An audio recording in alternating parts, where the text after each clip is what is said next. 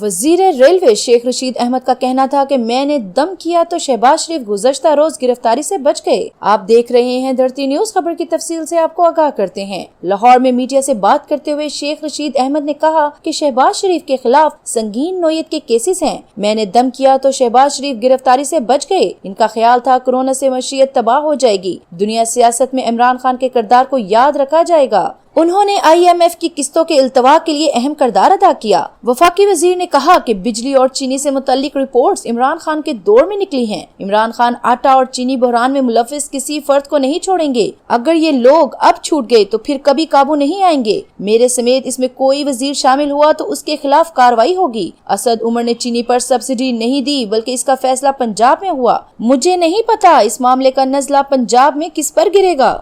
मजीद latest news को जानने और हालात से बाखबर रहने के लिए देखते रहिए धरती न्यूज और धरती न्यूज के चैनल को सब्सक्राइब करना बिल्कुल ना भूलिएगा।